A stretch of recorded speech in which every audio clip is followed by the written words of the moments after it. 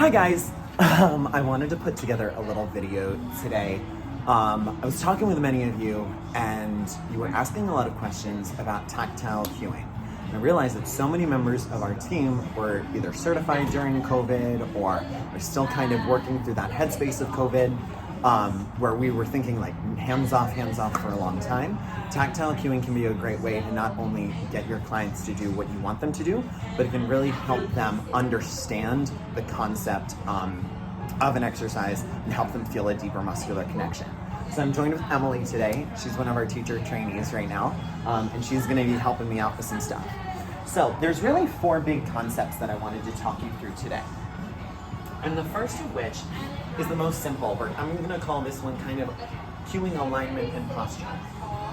So I've got Emily seated in a cross-legged position. She's facing the risers of the reformer. I'm gonna have her come on down and grab into her short boots. She's gonna sit up tall and she's gonna start a chest expansion. Just a simple chest expansion with nice, long, straight arms. She's nice and controlled. Now, of course, Emily's in our teacher training program, so she's doing a beautiful job right now. But I'm gonna ask her to kind of slouch a little bit, start to find a little bit, and maybe start to struggle through, find the muscle, like you're muscling through. There you go. Something you might start to see with newer clients, or especially with elderly clients, who really could benefit from this deeper connection of a posture series, right? So the first thing that you can do is you're gonna say, you're gonna run that nice long spine, and of course, before I actually come in and touch, I'm gonna say, is it okay if I touch you today? Perfect. I'm gonna ask her to open those shoulders. We're gonna roll down and back. And I'm barely using any pressure at all through my fingertips. I'm essentially just gonna place my fingers and slide them along her shoulder, kind of guiding her back or giving her that sense that we're opening the shoulders. I'm gonna say nice long arms, nice tall spine. Imagine there's a string attached up here. It's pulling you taller. Feel how this, and as I'm working with her, I'll say keep those arms nice and straight. We're gonna keep to press and relax. I'll say, feel how this expansion through here helps you find this long, tall stack up and down the spine. Feel how the shoulder blades, and I'm gonna gently touch her shoulder blades, slide back in together. Feel how they descend and retract. And I'll trace the shape of a letter V on her back. I'm giving her the sense of where do I want her to change and where do I want the muscle work to kind of follow. I'm gonna say, okay, feel that muscle work in here. I'm placing 3 fingers, 2 fingers, 1 thumb, on her actual shoulder blades. Feel how this muscle work in here helps you find the connection through the front ribs. I'll come in and I'll gently touch the side seams of her body. She's doing very well because I have cold hands today. But I'm gonna say, feel how this tension connects into here, right? So there's minor cues like that. We're gonna say, okay, open your posture, lengthen your spine, hold tension here, posture and alignment, things like that. Very simple, very bare bones, but can go a long way in the right setting. Go ahead and relax for me. Go ahead, send your legs long for me, Emily. Gorgeous. And I'm gonna have you come right back into those short straps. She's gonna get ready for a spinal roll down, seated on the reformer. Both hands are gonna pull together, straight into the sternum, tuck your chin around your spine, you're gonna roll down. Lengthen through the crown of your head, look up at the ceiling. Exhale, nod your chin to your chest. Pull through those ribs, pull through your belly button, sit up tall. Lengthen. Gorgeous. Now, of course, that was beautiful. But say she was having trouble finding that concept of articulation. Say she was starting to lean back. Or maybe she was starting to hinge back, and then she ended up dumping into her lower spine, right? Not ideal. There's still muscle work involved here, but in order to help her get a better idea of that spinal articulation, this is a concept I call tracing. I'm gonna move your ponytail, is that okay? So, in order to help her get a better concept of this idea of articulation, I'm gonna of course say, is it okay if I touch you today? Perfect. Starting with that nice tall posture, we'll come back to cue the alignment. I want you to nod your chin to your chest, starting to pull your belly button back into your spine. As you feel this bone touching into her lower spine, as you feel these bones down here start to lower down to the floor, I want you to sink and sink and sink. I'm not actually tracing up and down her back. I'm kind of applying little teeny pokes up and down the length of her spine. And she'll reverse that process to curl up and forward. Okay? Once we get to the top, again, we'll find that nice tall posture. Feel the shoulder blades retract, expansion of the collarbones. Elbows are lifted. Exhale, nod your chin to your chest, pull into your palms. And again, we're gonna tuck, tuck, tuck, tuck, right? Deep breath in, exhale, let's come on up. Beautiful. And we can go ahead and ditch those straps. Perfect. How'd that feel? Cool.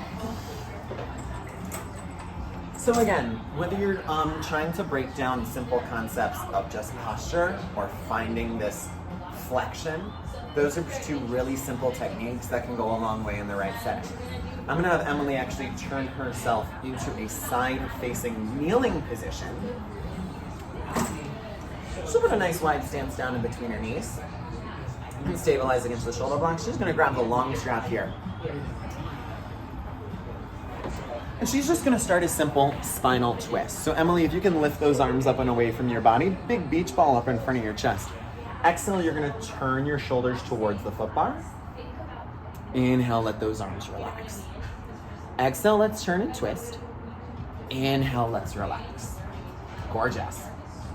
Now, a lot of times what you're gonna start to see here, especially with clients who are tight in the hips, especially clients who have trouble with that isolation concept, right? Those hips are gonna start to follow the twist, right? Those hips wanna get involved. Easiest way to help them kind of grasp this is to help them cue for them what is stable and what is mobile. So the easiest way to do that is, of course, say, is it okay if I touch you today? Perfect. I'm gonna take 2 fingers from each hand and I'm gonna find the corners of her hip bones. I'm gonna hold the corners of her hip bones here. I'm not squeezing, I'm not pressing, I'm not poking. I'm just gonna place 2 fingers there with gentle pressure. And I'm gonna say, now turn your shoulders. Relax. Turn your shoulders. Relax. Gorgeous. So there's moments like that where you can help them understand, I want you to hold this stationary while this moves. And if you can come in and hold something still for them, it really helps them to find that muscle connection much, much quicker. Make sense? Tight. Go ahead and ditch that strap for a second. The last thing I want to look at is a simple plank. So I'm gonna have you hop to a kneeling position, facing the foot bar. Hands are gonna take a nice wide grip, feet up against the bar.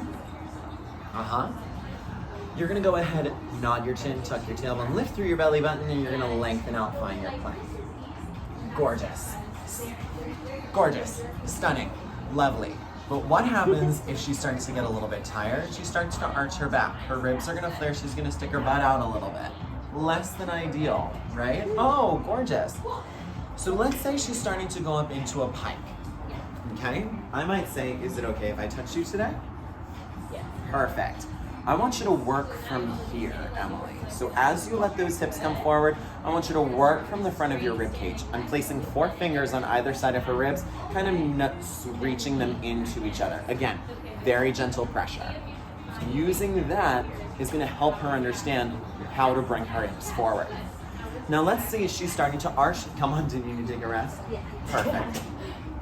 So it's little moments of guidance like that, where you say, okay, I want you to pull from here. I want you to bring this together. And that's the concept that I call, I need you to work here for me, okay? The kind of counterpart to that would be, let's say she's in a plank and she's starting to arch her back. She's starting to drop her belly button down. I'll say, I'm gonna put my hand on my back, push into my hand, press into my hand. Do you feel how you're working here? Gorgeous, that's exactly what I want, let's hold that. But of course I'm gonna let her soften her knees and come on down. So this is the concept of work here, or this is where I want you to put it. Again, that can really make a difference, especially in some of those higher level exercises where they're a little bit more, got more feet up off the ground, so to speak. If you have any questions about tactile cueing or how to help clients grasp specific concepts, Of course, I'm always here. Shoot me an email, send me a text, or catch me when we're in the studio. But I hope this helps. Thanks, guys.